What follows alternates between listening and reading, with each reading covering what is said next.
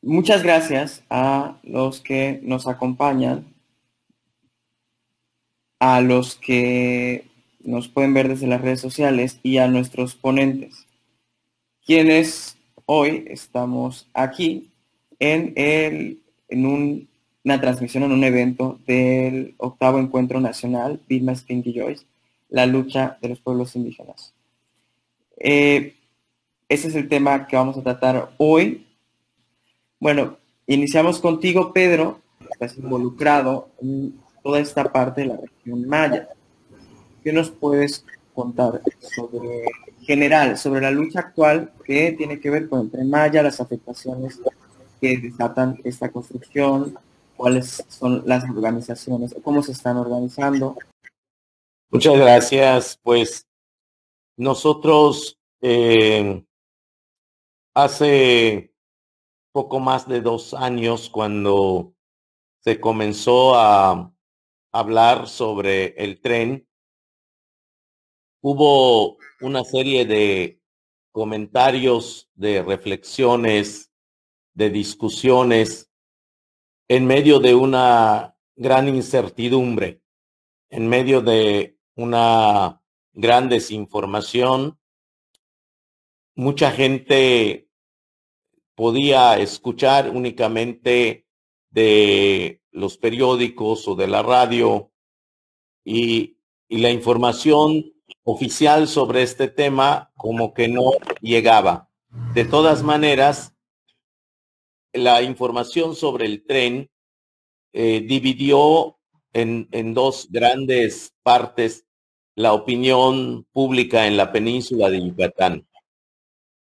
Muchos que estaban tal vez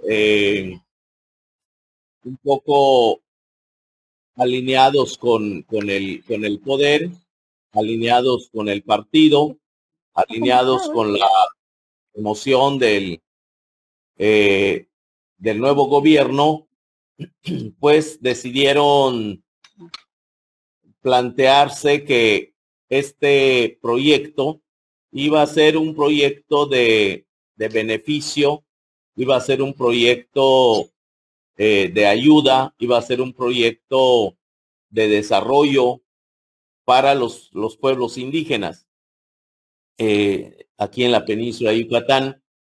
Y hubo otros, como el caso de nuestra organización, que es la Asamblea, en la que nos planteamos la mirada de identificar una serie de situaciones negativas que vendrían junto con este proyecto del tren mal llamado Maya. Entonces, nosotros decíamos que este proyecto va a generar una serie de impactos negativos, que habían amenazas, habían riesgos, y bueno, comenzamos a alertar sobre qué podía pasar en relación a este megaproyecto, que no es no es necesariamente un proyecto nuevo. Habíamos visto otros proyectos aquí en la península de Yucatán que finalmente son proyectos que generan impactos negativos sobre el territorio de la península de Yucatán. Entonces, eh, nosotros comenzamos a plantear que este tipo de proyectos se convierten en una amenaza para el medio ambiente, se convierten en un riesgo para la tranquilidad y la seguridad de los pueblos indígenas, se convierte en un peligro para la flora, para la fauna, para el patrimonio cultural, y, y también para la cultura maya como tal, y también hacia nuestras lenguas. Entonces, estas opiniones que nosotros comenzamos a manejar y a través de ellos a alertar a la población, resulta que es información que comenzamos a buscar y a apoyarnos con los estudiosos, con los académicos, con la gente que puede conocer a fondo esta situación. Entonces, a lo que quiero llegar es que lo que hace 2 años vimos como un riesgo, lo que vimos como un peligro, hoy ya no es solamente un riesgo, ya no es solamente un peligro, hoy ya se han convertido en los daños, ya se han convertido en los impactos, ya se han convertido en una situación de dolor, porque estamos viendo una serie de actividades y de situaciones que son desfavorables para el pueblo maya. Una primera situación que tenemos es el despojo del territorio de los pueblos indígenas, de los pueblos mayas de la península de Yucatán. El despojo se da en dos vertientes. Una primera vertiente está relacionada directamente con la construcción del tren y la otra vertiente es la que manejan las empresas y los empresarios que están en actividades de especulación de tierras y de compra de terrenos. Actualmente, toda la costa de Yucatán, desde Progreso hasta Tzilán de Bravo, que es toda la costa, pues está comenzando a ser acaparada por las grandes empresas. Estos terrenos ya están comprados. Hoy encontramos una gran cantidad de empresas que están construyendo grandes murallas, grandes bardas para señalar, asegurar las tierras que están comprando a precio de ganga. Entonces hay un despojo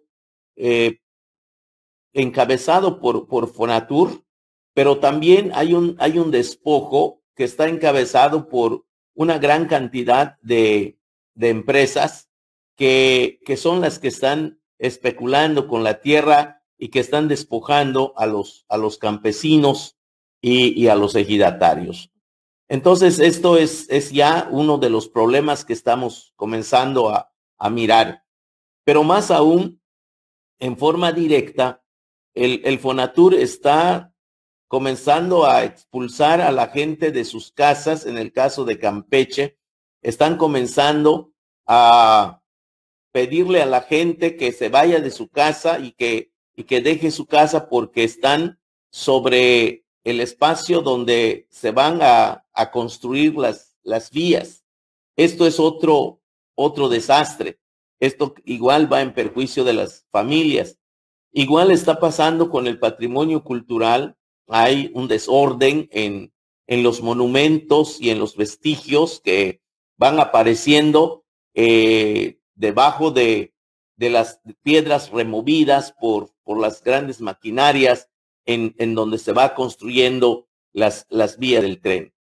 Además, hoy tenemos el gran conflicto social de la división entre quienes están siendo manipulados, quienes están siendo dirigidos desde el poder y desde las empresas para levantar la mano en las llamadas consultas, que no son más que una especie de actividades para justificar lo que en realidad no corresponde a los lineamientos establecidos de una verdadera consulta, como lo marcan pues las normas que deben ser libres, que debe ser previa, que debe ser culturalmente adecuada, que debe ser de buena fe.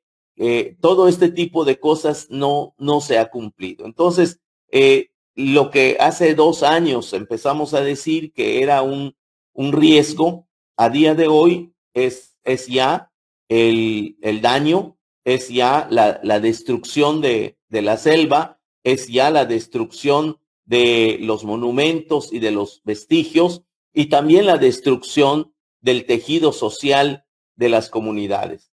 ¿Qué es finalmente lo que se pone en riesgo con el tema del tren?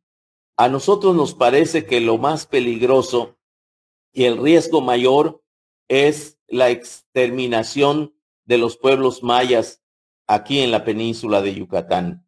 Cuando digo que esto es un exterminio, estoy pensando en los pueblos indígenas que todavía conservamos nuestra forma de organización, nuestra forma de producción, nuestra forma de convivencia, nuestras formas de convivir y de entender el mundo, de relacionarnos con la naturaleza. Estos pueblos en donde todavía la cultura maya está viva, pues está en un verdadero riesgo. Esto nos hace recordar un poco lo que pasó hace algunos años con la llamada Guerra de Castas, en donde los mayas que estaban acasillados en las haciendas, pues obedecían a ciegas lo que les decía el patrón. Es más, los sacaron para combatir a sus hermanos que venían de lo que hoy se llama el estado de Quintana Roo. Esta gente, encabezada por Cecilio Chi, por Manuel Antonio Ay, por Jacinto Pat, pues recibieron de sus mismos hermanos una situación de pelea, fueron enfrentados. Y bueno, estos son los mayas permitidos, estos son los mayas bien vistos, son estos mayas que siguen dando a día de hoy el bastón de mando, son estos mayas que están folclorizados y que visten una guayabera y un pantalón blanco y una alpargata y una cinta roja en la cabeza y celebran actividades de fuego nuevo. Eso le gusta mucho al poder. Y bueno, eso lo han utilizado políticamente, le han dado un uso político para legitimar el poder. Entonces, estos los van a cuidar, los van a proteger porque son los cachorros del poder, porque son las mascotas del poder. A diferencia nuestra, que queremos mantener, conservar, cuidar, proteger nuestra forma de vida, nuestra forma de organización, sobre todo esta forma de mirar y de ser congruente con un medio ambiente sano. Esto es lo que no les gusta a los del poder. Nosotros queremos conservar nuestro territorio y pensamos que este tren, junto con esto que se llaman los polos de desarrollo, viene a partir el corazón de la península maya de Yucatán. Viene a poner en riesgo la vida de una cultura, la vida de pueblos indígenas que por miles de años hemos conservado nuestras formas de ser, nuestras formas de convivir, de organizarnos y de existir como comunidades mayas, como una cultura que enriquece la vida nacional. Esto no les importa. Aquí me parece que lo más importante para ellos es justamente el tema del dinero. Por eso, a día de hoy, podemos mirar estos espacios que ellos le llaman desarrollo, como en el caso de Cancún, en donde hoy los mayas no tenemos ninguna posibilidad de caminar frente a sus playas porque están tomados por los grandes hoteleros, porque están tomadas por los grandes restauranteros, porque están tomados por los grandes empresarios y los mayas no podemos estar allí. Entonces, lo que nosotros estamos planteando es que nos vayamos organizando como pueblos indígenas en la medida de nuestras posibilidades, en la medida de nuestra fuerza, en la medida de nuestro entendimiento y en la medida de la fuerza de nuestro corazón, vamos a seguir organizándonos como Asamblea de Defensores del Territorio Maya. Estamos acompañando las comunidades que están resistiendo. Estamos ayudando y estamos conviviendo y estamos celebrando y estamos luchando con diferentes comunidades que se han dispuesto a dar la batalla, a no entregar su territorio. Y esta lucha, pues la hacemos de diferentes maneras. Entre ellas, la jurídica no es la única, obviamente, pero estamos tratando de aglutinar una serie de esfuerzos en torno a nuestras organizaciones, a nuestras comunidades, para que puedan ellas mismas defender su propio territorio. A día de hoy, estamos en toda la península hablando con muchas comunidades, platicando con hombres, con mujeres, con niños, para que puedan mirar esta problemática que ya está entre nosotros, es esta destrucción que ya está entre nosotros y tratemos de reforzar nuestra perspectiva en torno a nuestra defensa, a esta defensa del territorio maya. Estamos muy claros que sin territorio no hay cultura maya. Por eso en la asamblea decimos lo siguiente: la tierra maya no se vende ni se renta. Muchas gracias. Gracias, compañero Pedro. Muchas gracias por tus comentarios. Un discurso muy completo sobre la situación actual, sobre lo que nos comentas. Pasamos del riesgo a la realidad. Ya no es una amenaza, ya es una realidad. Bueno, pues gracias de nuevo por sus comentarios. Gracias por esa participación, por todo lo que por las personas que nos están viendo. Y vamos a dar por cerrado esto. Entonces, por último, ha sido un honor y seguirá siendo un honor cada vez que ustedes nos acompañen y nos puedan acompañar en estos espacios para nosotros y para todos. Muchas gracias.